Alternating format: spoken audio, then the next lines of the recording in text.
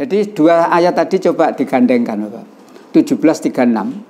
Jangan kamu mengikuti sesuatu, jangan kamu melakukan sesuatu kalau kamu tidak tahu ilmunya. Artinya, kita orang Islam berbuat itu, satu, dalilnya harus jelas.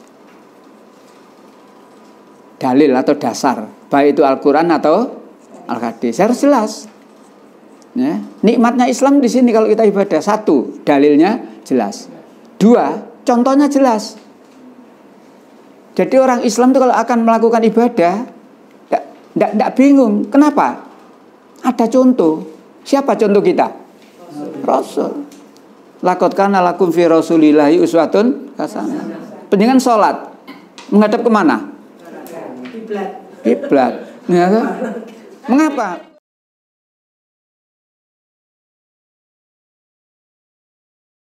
Nah, iman. Sampai di sini dulu. Barangkali ada yang ingin disampaikan, monggo. Atau di sela-sela saya menyampaikan, boleh tanya kok Bapak. Nggih, monggo.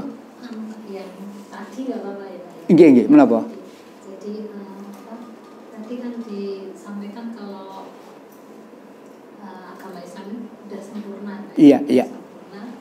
Terus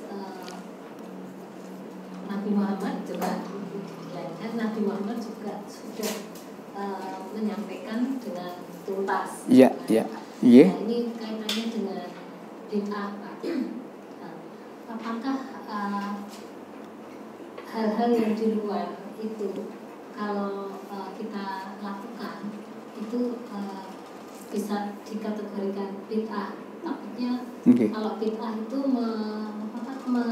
menuduh dalam tanda petik bahwa Nabi Muhammad tidak menyampaikan dengan tuntas, atau menuduh juga atau memperkirakan menganggap Al-Quran itu belum sempurna.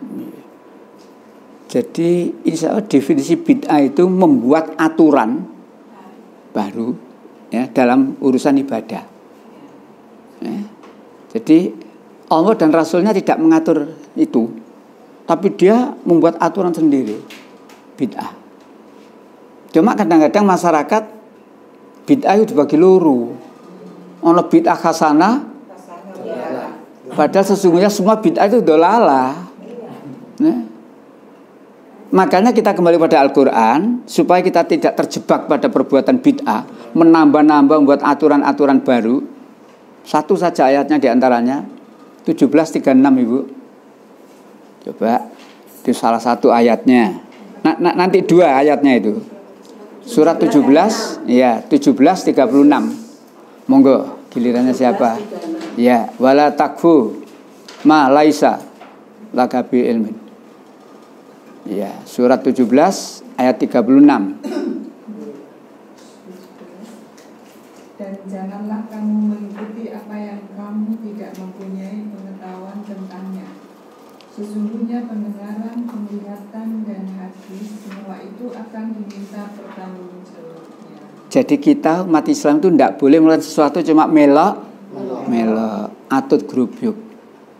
Jangan kamu melakukan sesuatu, jangan kamu mengikuti sesuatu yang kamu tidak mengerti ilmunya. Jadi kita mengerjakan sesuatu itu dasarnya jelas. Kita ngaji. Kenapa kita ngaji? Ada dasarnya, ada perintahnya? Ada. Rasulullah kan menyuruh kita ngaji.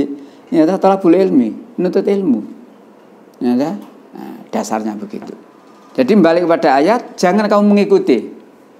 Jangan kamu melakukan sesuatu, kamu tidak tahu ilmunya. Kenapa? Sesungguhnya pendengaran, penglihatan, dan hati akan dimintai pertanggungjawaban. Gandengannya surat 6, 116.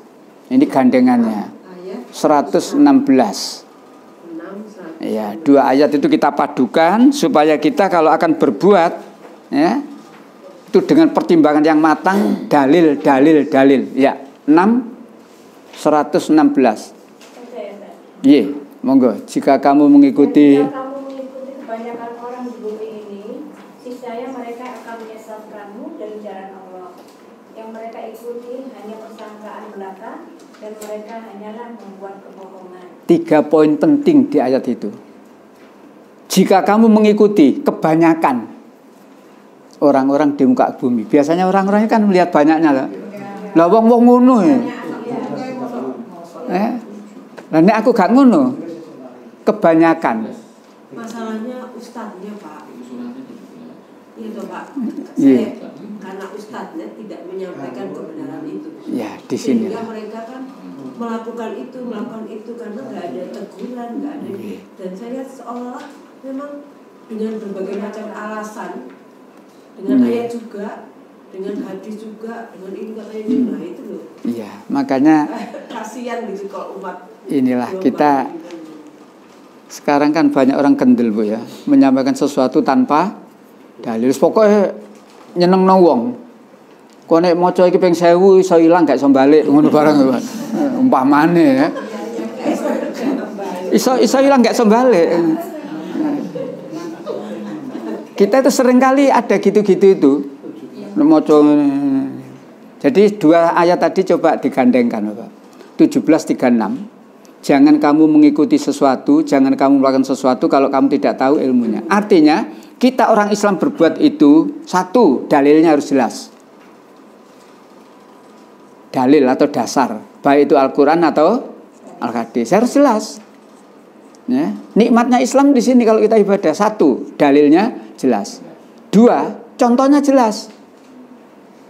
Jadi orang Islam itu kalau akan melakukan ibadah, tidak bingung. Kenapa? Ada contoh. Siapa contoh kita? Rasul. Laqad kana lakum fi Rasulillahi uswatun hasanah. Penjenengan sholat menghadap kemana?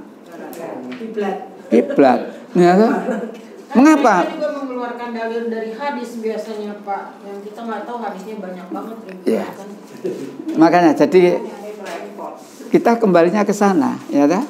Kenapa kita menghadap ke kiblat? Quran. Di mana saja kamu berada, hadapkan wajahmu ke Baitul. Nah, menghadapnya benar. Lalu tata caranya, ngikuti siapa kita? Rasul kita ikuti. Sholat, Rasulullah begitu sholatnya kita ikuti. Pak, kalau mengikuti tata cara Rasul itu disebutnya hadis apa sunnah? Ya memang sholat itu dari hadis Rasulullah, mengikuti sunnah Rasulullah. Ya disebutnya sunnah ya. Iya, sunnah. Ya artinya sunnah itu ada termaktub dalam hadis. Jadi sholat itu dimulai dengan takbiratul ihram, dilanjutkan dengan baca ini, bacaannya, baca gerakannya ini itu hadisnya. Nah yang dilakukan ini sunnah Rasul, kita ikuti. Beda loh Bapak Ibu, ibadah saya bandingkan dengan orang lain. Podo-podo ibadah ya. Wong Kristen ibadah madhep nandi. Sesuka hati. Sak tepake gerejane. Iya, sak tepake gerejane. Ana sing keplok-keplok, ana sing menyanyi, ana sing nangis. Kenapa? Tidak ada patokan. Kita orang Islam sholat, ya begitu itu. Dimulai dengan takbiratul ihram. Ya, terus bacaan ini rukuk, i'tidal, sujud sama. Ya. Jadi kita kalau ibadah berdasarkan 17:36 jelas, dalilnya harus jelas. Contohnya juga jelas. Jadi orang Islam itu tidak ada kerepotan.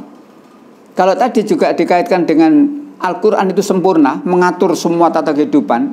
Tidak orang hidup tok Bapak yang diatur. Wong mati loh diatur. Ya. Orang sudah mati loh diatur oleh Islam itu. Bukan orang yang matinya. Kita yang hidup diberikan aturan ya apa carane di sini. Bukan mati diatur, mati harus diatur. Kita yang hidup diberi aturan. Ini loh carane ngerawat wong mati. Nah orang Islam dia loh kakek pola. Aturan yang ada kan terima no Pak. Aturan yang ada ya, yang sudah dicontohkan Rasulullah saya gak terima no. Arep dilebokno luangan diadani nggih. Adane ku napa? Salat. Wis mati kok wong salat. Engko nek tangi opo iku? Berarti Pak yang lain itu Pak biasa. Ini tuh maksudnya apa ya Pak ya? Itu zaman dahulu berkala. Jadi yang jelas itu nggak beres. Maksudnya apa? Wis pokoknya gak beres, wis. Nggak tahu maksudnya apa itu. Ya. Yang terang dalam Islam nggak ana ngono. Tata cara penguburan mulai perawatan jenazah sampai pemakaman. Nah, umumnya kan begitu. Makanya saya dengan teman-teman banyak mengatakan kudu ana kelompok perawatan jenazah. Nek nduk kampung ana mati, biasanya ndelek sinten? Mudin. Sing mati loro mudine siji. antri. Nek ngono mudine duwe gawe nang desa bingung. Tapi kalau kita punya kelompok perawatan jenazah dirawat. Dan diupayakan kelompok perawatan jenazah ini yang tahu tentang aturan bagaimana merawat jenazah. Tidak menurut kebiasaan, menurut kebiasaan. Iya. Nyata banyak Pak penyimpangan. Kalau saya ngomong kemanten, saya ngomong wong mati, banyak penyimpangan, Pak. Nah, mikul jenazah. Rasulullah mengatakan, membawa jenazah itu dalam hadisnya ada diam. 3 waktu kita harus diam. Ketika Al-Quran dibaca, diam. Ketika perang, diam. Ketika membawa jenazah, diam. Tapi biasanya wong nggawa jenazah sing ngongkon ngono iku sapa? Nah, jadi begitu Ibu, terutama yang surat 6 116. Jika kamu mengikuti kebanyakan orang-orang di muka bumi, niscaya 1, mereka menyesatkan kamu dari jalan Allah. Coba tuh kurang tegas dah ayat Allah. Mereka menyesatkan kamu dari jalan Allah. Kira-kira kita mau tidak disesatkan? Makanya kita harus berpikir betul, cari dalilnya. Jangan asal percaya, jangan asal mengikuti. Yang kedua, yang mereka lakukan hanyalah menuruti persangkaan. Kenapa persangkaan itu? Kira-kira. Ini dalile, wis gak dalil-dalilan. Wong kira-kira kok. Orang yang mati, rohnya belum berangkat, katanya. Nunggu berapa hari? 40. Coba sampean tanya, selama 40 hari roh iku glibet ndi? Nduk ruang tamu ya, nang kamar, nang engko gak iso jawab. Pancen kira-kira itu. Dan kalimat terakhir jelas, dan mereka hanyalah berdusta.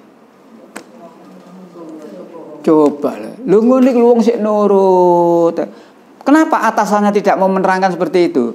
Banyak faktor. Salah satunya gengsi. Dan aku biasa nerangno ngono terus aku gengsi. Ya. Di samping gengsi, lah nek aku engko nerangno ngene aku lak male.